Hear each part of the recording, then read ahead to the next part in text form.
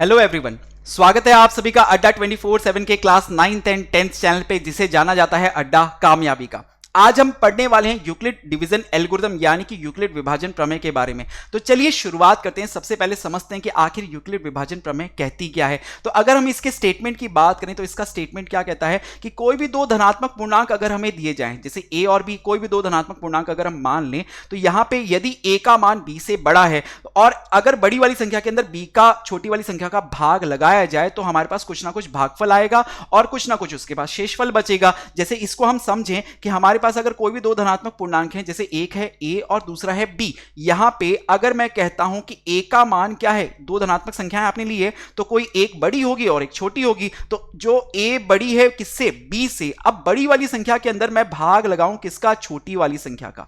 अगर छोटी वाली संख्या का इसमें हम भाग लगाएं तो कुछ ना कुछ हमारे पास भागफल आएगा जिसे मैं q से प्रदर्शित कर देता हूं, और कुछ ना कुछ मेरे पास बचेगा शेषफल जिसे मैं प्रदर्शित कर देता हूं r से। तो ये जो दोनों धनात्मक संख्याएं थी, इनके बीच में हम संबंध क्या बता सकते हैं कि a बराबर क्या होगा, bq प्लस r के रूप में इसे हम प्रदर्शित कर सकते हैं। जहां r क्या है, ये आपका जो शेषफल है, ये क्या होता है, हमेशा शून्य से तो बड़ा या उसके बराबर होता है, या फिर और b से क्या होता है, छोटा होता है। हमेशा शेषफल हमेशा शून्य से बड़ा या उसके बराबर हो सकता है, परंतु जो b यानी कि भाजक जिससे आप भाग दे रहे हो, उससे हमेशा क्या होता है, छोटा होता है। ये आपकी कहती है यूक्लिड विभाजन प्रमेय। अब इसी प्रमेय का प्रयोग करके हम इसके कुछ अनुप्रयोग देखते हैं कि इसी प्रमेय का प्रयोग करके हम क्या कर सकते हैं, किन्हीं भी दो धनात्मक संख्याओं का HCF ज्ञात कर सकते हैं। तो यूक्लिड विभाजन प्रमेय दो धनात्मक संख्याओं का HCF परिकलित करने की एक बहुत ही अच्छी तकनीक है। ठीक है बच्चों, अब अगर आपको यह नहीं पता है कि HCF क्या होता है तो मैं आपको बता दूं कि कोई भी दो धनात्मक संख्याएं अगर आपके पास है a और b, जैसे ये दो धनात्मक संख्याएं,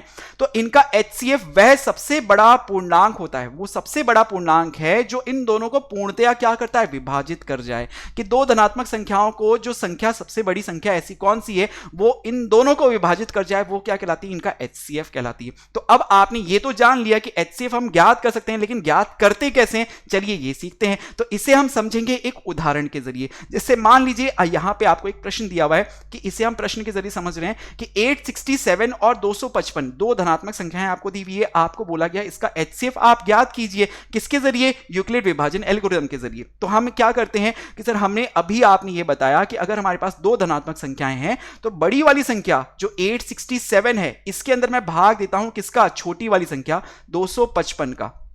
अब अगर इसमें आप भाग दोगे तो भागफल कितना आएगा कि सर इसमें सबसे पहले 3 से भाग देते हैं, 3 से हम गुणा करके देखते हैं 255 को। तो 5 3 15 का 5 हाथ में 1 15 और 1 16 का 6 हाथ में 1 3 दूनी 6 और 1 ये हो गया 7। अगर इसे आप घटाओगे तो 7 में से 5 गए तो बचा 2, 6 में से 6 गया 0 और 8 में से 7 गया 1। तो इस तरह से आपने देखा कि सर यूक्लिड विभाजन प्रमेय के जरिए हम अब इन दोनों धनात्मक संख्याओं के बीच संबंध क्या लिख सकते हैं। तो स्टेप नंबर 1 में आप सबसे पहले लिखोगे कि सर 867 जो है ना, ये बराबर हो सकता है 255 को अगर आप गुणा करो 3 से और उसमें जोड़ दो क्या, 102। Step number 1।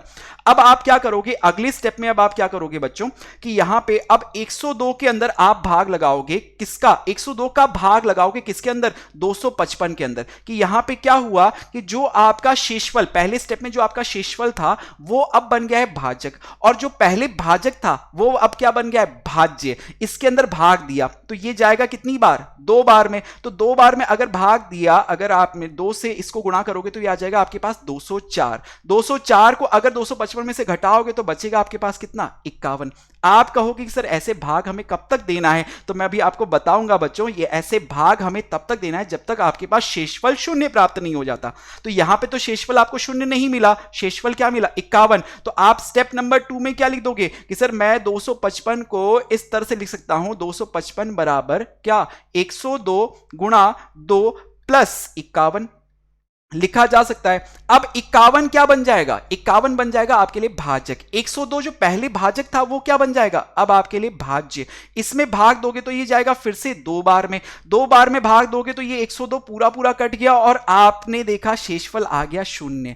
शेषफल 0 आ गया तो तीसरे नंबर के स्टेप में आप लिख सकते हो कि सर 102 बराबर मैं कह सकता हूं किसके, 51 गुणा 2 प्लस शेषफल 0।